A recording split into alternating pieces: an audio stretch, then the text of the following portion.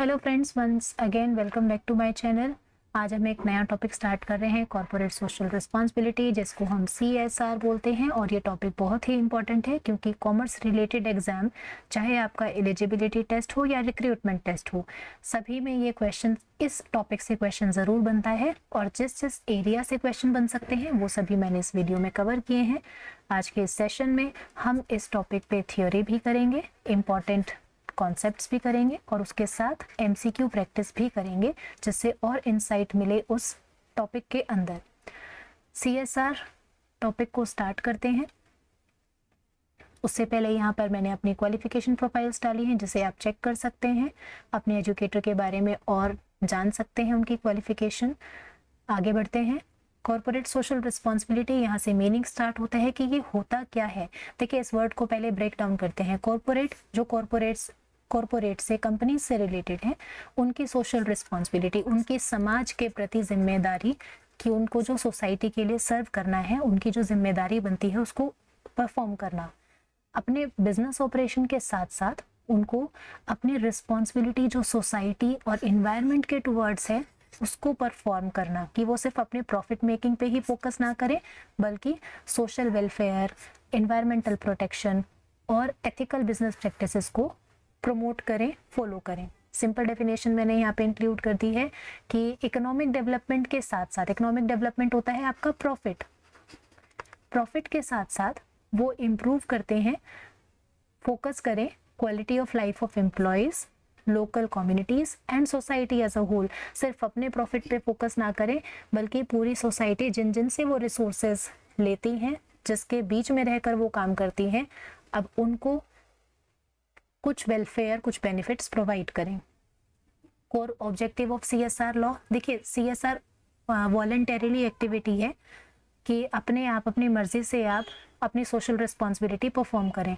लेकिन हमारी कंट्री में CSR लॉ को इंट्रोड्यूस किया गया, why it is been introduced, कि बिजनेसेस अपने जो प्रॉफिट अर्निंग का मोटिव है उसके साथ साथ सोशल वेलफेयर इंश्योर करें, सस्टेनेबल डेवलपमेंट इंश्योर करें और इंक्लूसिव इकोनॉमिक ग्रोथ को इंश्योर करें।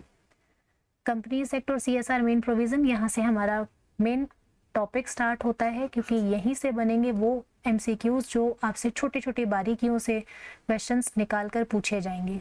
CSR जो प्रोविजंस है इंडिया के अंदर, सेक्शन 135 या इंपॉर्टेंट सेक्शन है जो कंपनीज एक्ट 2013 में कवर होता है। India one of the first country है जिसने इसको लीगली मैंडेट किया है, अदरवाइज ये वॉलंटरी होता है। अब देखते हैं कि किस किस को करना होगा। CSR के परव्यू में कौन कौन आता है। एवरी कंपनी, फिर चाहे वो फॉरेन हो, 3 क्राइटेरियाज यहाँ रखे गए हैं कि आपका नेटवर्थ 500 करोड़ या इससे ज्यादा। अब यहाँ डाउट आता है ये नेटवर्थ है क्या। नेटवर्थ है ऑनर्स फंड या ऑनर्स इक्विटी। अब ऑनर्स इक्विटी में क्या आता है, equity share capital, reserves and surplus, और अगर कोई लॉन्ग टर्म लाइबिलिटीज, अगर कोई लॉन्ग टर्म लॉसेस हैं उनको माइनस करते हैं। लाइबिलिटीज की मैं बात नहीं कर रही हूँ, ऑनर्स इक्विटी में से कोई लॉन्ग टर्म लॉसेस है वो माइनस हो जाते हैं। तो ओनर का कितना पैसा बिजनेस में लगा हुआ है, 500 करोड़ या उससे ज्यादा है तो आपको करना है। टर्नओवर, यहाँ टर्नओवर का मीनिंग क्या है, टर्नओवर इज योर सेल्स। आपकी साल के दौरान में सेल्स कितनी है जिससे आप पैसा कमा रहे हो, 1000 करोड़ या उससे ज्यादा है तो, और आपके नेट प्रॉफिट 5 करोड़ या उससे ज्यादा है तो। इन तीनों में से कोई भी एक कंडीशन जैसे ही मीट होती है, इमीडिएटली आप CSR के परव्यू में आ जाते हो। ठीक है।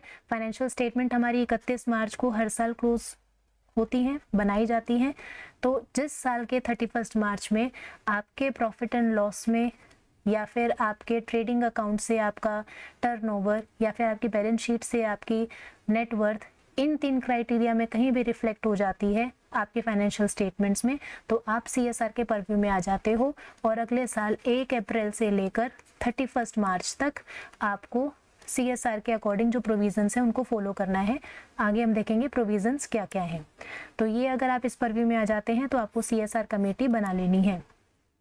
क्या होता है ये CSR कमेटी, आप एक कमेटी बनाएंगे जो specifically CSR, corporate social responsibility पे फोकस करेगी और उससे रिलेटेड काम करेगी। इसकी कॉम्पोजिशन देखते हैं पहले। मिनिमम 3 डायरेक्टर होना जरूरी है, जिसमें से एटलीस्ट एक इंडिपेंडेंट डायरेक्टर हो आपके CSR कमेटी में। अब ये कमेटी क्या काम करती है, उसके फंक्शंस क्या हैं? ये CSR पॉलिसी बनाती है, रिकमेंड करती है CSR क्या क्या एक्टिविटी करेंगे, किस किस चीज़ पे कितना एक्सपेंडिचर होगा, और जो पॉलिसी हम इम्प्लीमेंट कर रहे हैं उसको मॉनिटर करना कि ठीक से काम हो भी रहा है कि नहीं, सिर्फ पेपर पे तो काम नहीं है या हम एक्चुअली भी कर रहे हैं। तो ये CSR कमेटी का काम होता है। अब यहाँ पर आ जाती है एग्जेम्पशंस। किससे? कि आपको CSR कमेटी बनाने से छूट दी जाएगी। कब दी जाएगी? अगर आपका जो रिक्वायर्ड अमाउंट है जो आपको स्पेंड करना है CSR पे, अगर वो 5 लाख या उससे कम है तो आप बच जाते हैं, आप CSR कमेटी के बिना काम चला सकते हैं। अब डाउट आता है कि CSR कमेटी के बिना फिर कौन देखेगा? 50 लाख से कम भी मान लीजिए, अगर आपको 40 लाख खर्च करना है, बड़ा अमाउंट है, उसको कैसे खर्च किया जाए, कौन डिसीजन लेगा? बोर्ड ऑफ डायरेक्टर्स यहाँ पर फिर वो काम परफॉर्म करेंगे। नेक्स्ट आता है CSR स्पेंडिंग रिक्वायरमेंट। कैसे पता चलता है कि कितना अमाउंट स्पेंड करना है, कौन कितने के लिए लायबल है? तो यहाँ पर कंडीशन दी हुई है कि आपको एटलीस्ट कम से कम इतना करना है, उससे ज़्यादा करोगे आपकी मर्जी है। लॉ तो आपको कम से कम बताएगा कि इतना तो खर्च करो, इससे ज़्यादा करोगे आपकी मर्जी, आप समाज के लिए दान पुण्य करना चाहते हो तो यहाँ पर एटलीस्ट आपको स्पेंड करना है। 2% इंपॉर्टेंट है, यहाँ पर ध्यान रखेंगे। 2% किसका? लेकिन ये ध्यान देना है, average net profit of last 3 years. सिर्फ पिछले साल का नहीं देखते हैं, पिछले 3 सालों का प्रॉफिट निकाल कर उन्हें जमा कर जोड़ करके 3 से भाग करके एवरेज निकाला जाता है। उस एवरेज प्रॉफिट का 2% आपको स्पेंड करना होता है कम से कम। जैसे एग्जांपल मैंने यहाँ दे दिया, बना दिया है एक, कि एवरेज प्रॉफिट पिछले 3 सालों का अगर 100 करोड़ निकल के आ रहा है तो इसका 2% आपका 2 करोड़ बनेगा, कि उस फाइनेंशियल ईयर में कम से कम 2 करोड़, उससे ज़्यादा आप करना चाहें तो कर सकते हैं। अब डाउट आता है कि कहाँ कहाँ खर्च कर सकते हैं, वो CSR एक्टिविटीज़ है क्या, किस पे खर्च करें, कहाँ पैसा लगाएं? तो शेड्यूल 7 में ये इंपॉर्टेंट है, यहाँ पर शेड्यूल 7 में CSR एक्टिविटीज़ मेन प्रोवाइड की गई हैं कि इन एक्टिविटीज़ पे आप स्पेंड करेंगे। ध्यान देना, यहाँ पे कहीं भी एम्प्लॉयज़ मेंशन नहीं है, क्योंकि पहले क्या होता था कि बिजनेसेस अपने एम्प्लॉयज़ के लिए वेलफेयर प्रोग्राम्स चला देते थे और बोलते थे कि हमने CSR कर दिया, क्योंकि जो सोशल रिस्पॉन्सिबिलिटी आती है उसमें सोसाइटी का एक मेजर फैक्टर है एम्प्लॉयज़। तो कंपनीज बोलती थी कि हमने सोसाइटी का एक पार्ट एम्प्लॉयज़ है, एम्प्लॉयज़ पे खर्चा किया और हमारा CSR हो गया। तो यहाँ कहीं भी आपको एम्प्लॉयज़ को इंक्लूड करके नहीं दिया गया है। आपको जो CSR का अमाउंट स्पेंड करना है, खर्च करना है, वो बाहर करना है जनरल पब्लिक पे, और ये यहाँ पर हो सकते हैं मेजर एरियाज। आप इनको पढ़ लेंगे एक बार। ये सब जनरल ऐसे समाज सेवा के या फिर सोशल अपलिफ्टमेंट के फैक्टर्स हैं जिनको आप याद कर सकते हैं। आगे बढ़ते हैं, CSR पॉलिसी। ये पॉलिसी क्या है, क्यों बनाई जाती है, इससे रिलेटेड क्या टर्म्स हैं? CSR आपको पॉलिसी बनानी है। ये पॉलिसी होती है जो आपको बताती है पूरा कि कौन हेड होगा, कैसे इस पे हम CSR एक्सपेंडिचर को कैसे इनिशिएट करेंगे, क्या प्रोजेक्ट होगा, ये सब। और इस पॉलिसी को बोर्ड्स रिपोर्ट में डिस्क्लोज करना ज़रूरी है, ध्यान रखेंगे। और कंपनी की वेबसाइट पे भी दिखाना ज़रूरी है, जिससे आम लोगों को भी पता चले कि एक कंपनी CSR के नाम पे क्या इनिशिएटिव ले रही है, और वो चेक भी कर सके कि एक्चुअली ले रही है या नहीं ले रही है। एडमिनिस्ट्रेटिव ओवरहेड लिमिट, ये आपको अब तक कहीं नहीं मिलेगा। ये मैंने एक मेजर प्रोविज़न आप लोगों के लिए यहाँ पे इंक्लूड किया है कि जनरली कंपनीज अगर वो एस्केप करना चाहती हैं लाइबिलिटी को, जैसे 2 करोड़ का अमाउंट हमने अभी यहाँ डिस्कस किया था, लाइबिलिटी बन रही थी, फॉर एग्जांपल 2 करोड़ हमने लिया था कि उनको स्पेंड करना है CSR पे, तो इसमें से कंपनीज क्या करेंगी, अगर उन्हें एस्केप करना है कि अब कंपल्सरी तो हमारे सर पे डाल दिया कि 2 करोड़ स्पेंड करना है, कंपनी इसमें चला के खेल जाती थी। वो क्या करती थी, 50 लाख तो दिखा देती थी कि हमने इधर उधर खर्च किया, प्रोजेक्ट को ढूंढने में, टीम बनाने में, और एडमिनिस्ट्रेटिव खर्चे वो दिखा देती थी, ओवरहेड्स होते हैं ना, इनडायरेक्ट खर्चे दिखा देती थी। तो यहाँ पर अब लगाई गई कंडीशन कि आपका जो टोटल CSR एक्सपेंडिचर है उसका 5% से ज़्यादा एडमिनिस्ट्रेटिव ओवरहेड नहीं हो सकता, कैन नॉट एक्सीड। आपको जो 95% पोर्शन है वो प्योरली CSR पे ही खर्च करना है। तो यहाँ पर अगर हम एग्जांपल ले 2 करोड़ का आपका 5% बनता है 10 लाख। 10 लाख से ज़्यादा आप खर्चे नहीं दिखा सकते कि मैंने ओवरहेड खर्चे कर दिए और बाकी का मैंने CSR पे किया। आपको अलाउड है मैक्सिमम 10 लाख, बाकी का पैसा CSR पे ही जाना चाहिए डायरेक्ट। ये इंपॉर्टेंट पॉइंट है, नोट डाउन करेंगे आप अपने पास। यहाँ एक शॉर्ट मैसेज आ गया आप लोगों के लिए, मैसेज अपने आप स्क्रीन पे क्लियर है। अगर आपको मेहनत समझ आ रही है, नज़र आ रही है, तो आपके लिए मैसेज स्क्रीन पर है। आगे बढ़ते हैं। Treatment of unspent CSR amount. अब देखिए 2 करोड़ वाला एग्जाम्पल हम आगे तक कंटिन्यू करेंगे। 2 करोड़ आपकी CSR लाइबिलिटी बनती थी। अब क्या हुआ, आपने जो प्रोजेक्ट स्टार्ट किया CSR वाला, आपने कहीं किसी स्लम एरिया में कोई स्कूल खोलने का प्रोजेक्ट बनाया, ठीक है। अब ये स्कूल जो प्रोजेक्ट आप बना रहे थे वो जनवरी में स्टार्ट हुआ, खर्च करना था आपको 1 अप्रैल से 31 मार्च में। अब इस फाइनेंशियल ईयर में तो आपको जनवरी से मार्च का 3 महीने का टाइम मिला। 3 महीने के दौरान में आपने 1.5 करोड़ का खर्चा कर दिया, आप इतना खर्चा कर पाए और फाइनेंशियल ईयर हो गया क्लोज। तो आपके कितना बैलेंस बचा है अभी? 50 लाख। इसको बोलते हैं अनस्पेंट अमाउंट। ये जो 50 लाख है, अब आप ये कह के पीछा नहीं छुड़ा सकते कि हमने तो इस साल में स्कूल का प्रोजेक्ट स्टार्ट कर दिया, बाकी का आने वाले टाइम में करते रहेंगे, और अगले साल वाली, मान लीजिए अगले साल 2 करोड़ बनती है तो आप उसी में एडजस्ट कर देंगे कि हम इस साल 1.5 करोड़ का नया लेते हैं, पिछले साल का 50 लाख बचा है। तो आप ऐसे गोलमोल नहीं कर सकते। अगर इस साल, इस फाइनेंशियल ईयर में 2 करोड़ है तो आपको ये 2 करोड़ करने हैं, चाहे आप इसको अगले साल में जाके खर्च करें।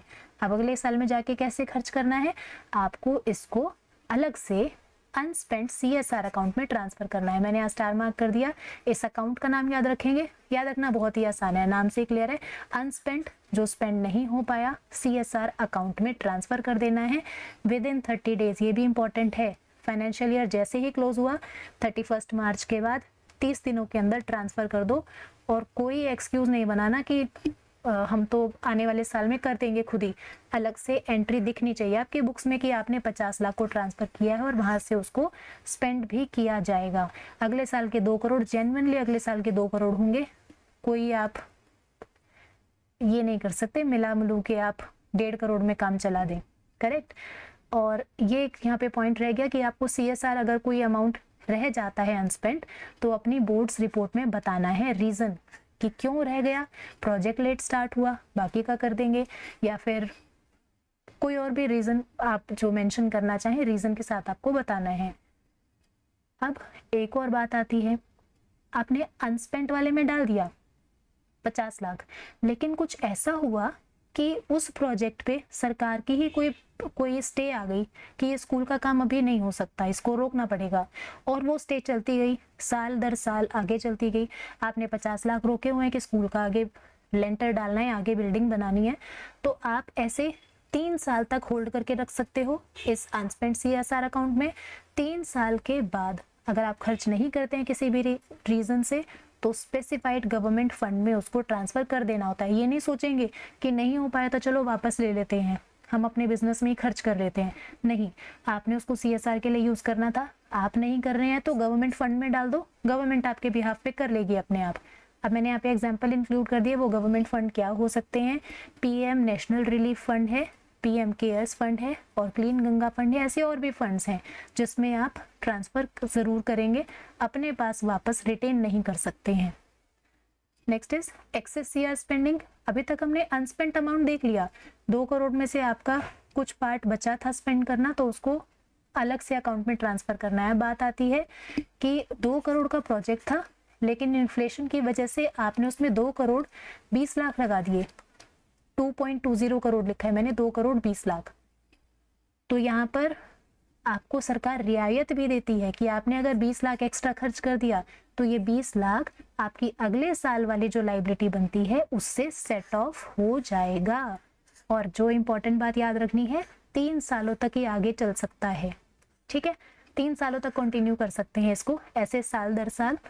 अगर आपका अगले साल भी मान लीजिए 2 साल की लाइबिलिटी बनती है, अगले साल आपने 2.40 करोड़ खर्च कर दिया, तो इसमें से आप पिछला वाला 20, इस वाला 40, टोटल 60 लाख अगले साल में लेके जा सकते हैं। तो इस तरीके से आप 3 सालों तक, इसको 3 साल, इसको 3 साल, अगले वाले को 3 साल, 3-3 साल तक उनकी लिमिट आती है कि आप कैरी फॉरवर्ड कर सकते हैं और अगले साल वाले जो CSR की ऑब्लिगेशन है उसके अगेंस्ट सेट ऑफ कर सकते हैं, करेक्ट। आगे बढ़ते हैं। अब आ जाती है बात पेनल्टी की, कि सिर्फ रूल्स बनाए हैं या उसको लागू करने के लिए कुछ स्ट्रॉन्ग स्टेप्स भी लिए हैं जिससे कंपलसरी बने उनको इम्प्लीमेंट करना। तो यस, लिए हैं, पेनल्टी का प्रोविजन है, यहाँ पर प्रावधान है। क्या है?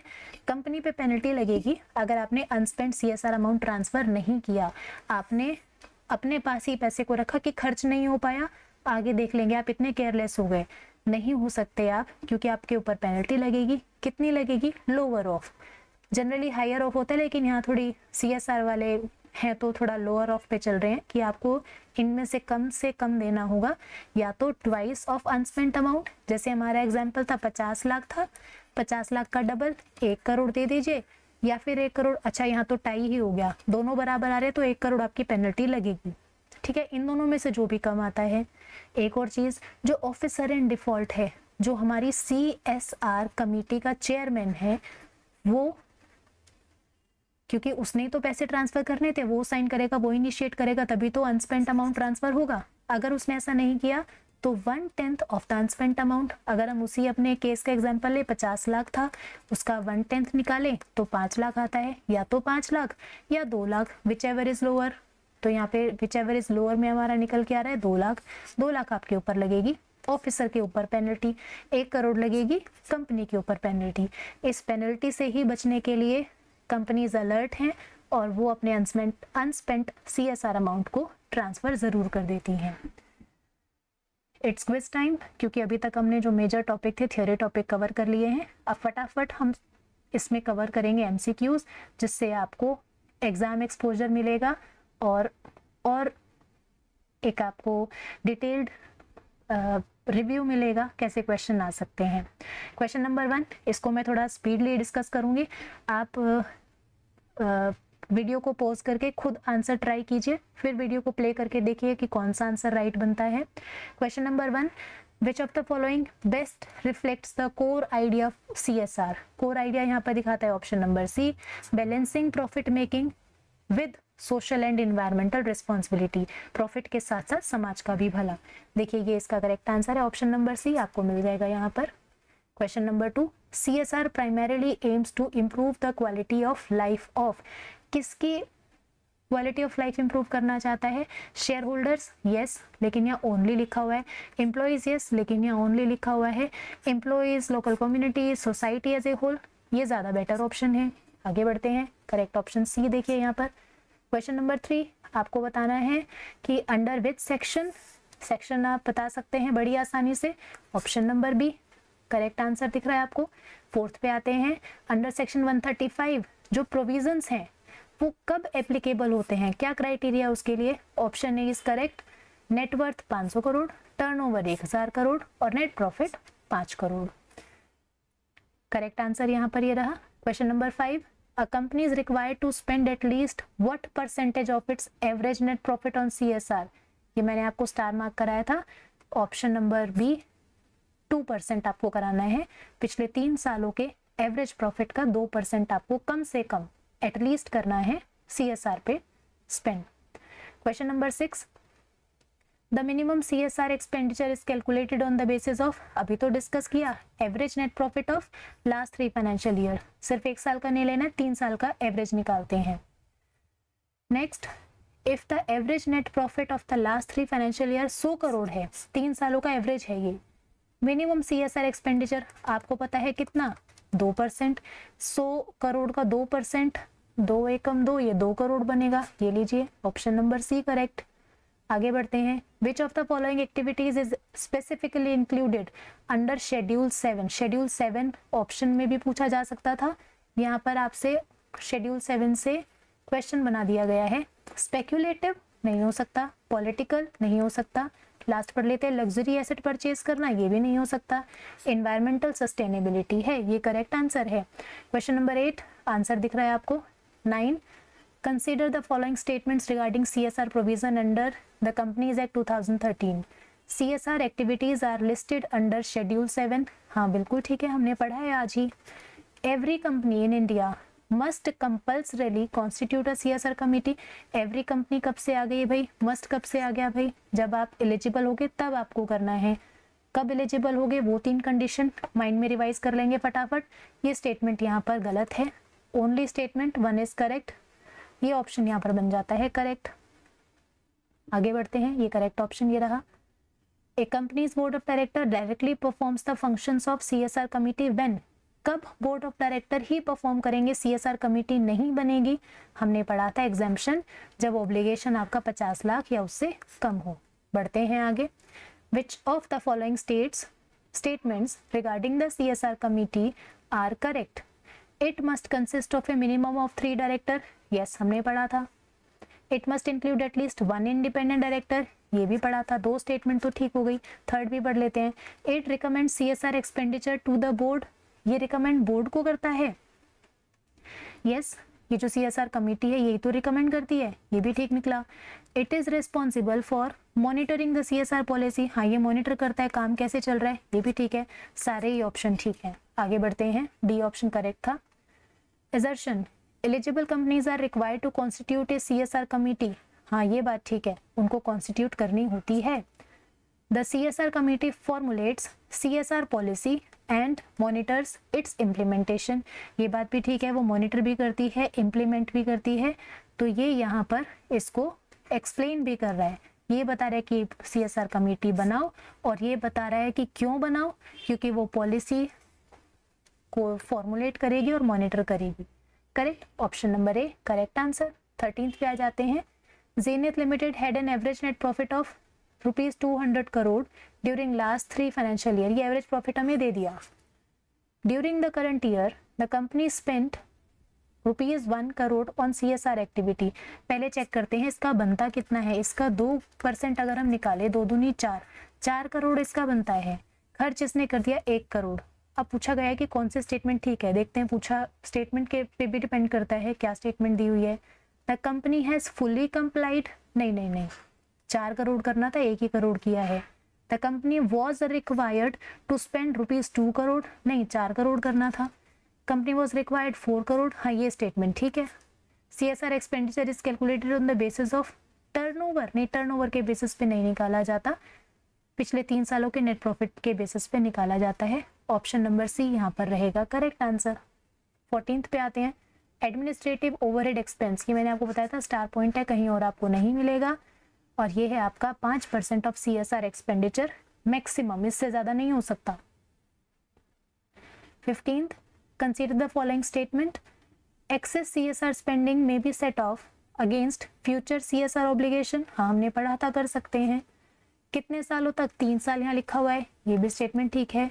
एडमिनिस्ट्रेटिव ओवरहेड कैन एक्सीड, अच्छा एक तो कैन लिख दिया और 10% भी बोल दिया, नहीं ऐसा नहीं हो सकता, 5% से ज़्यादा नहीं है। CSR expenditure is mandatory for all companies, नहीं मैंडेटरी थोड़ी ना, एलिजिबल कंपनीज के लिए ज़रूरी है, गलत हो गया। तो यहाँ पे ओनली 1 और 2 correct answer. 16th, the primary objective behind making CSR spending mandatory in India is, क्यों बनाया गया है इसको मैंडेटरी, पहले वॉलेंट्री हुआ करता था। इंक्रीज गवर्नमेंट टैक्स रेवेन्यू, नहीं सरकार को टैक्स रेवेन्यू नहीं चाहिए।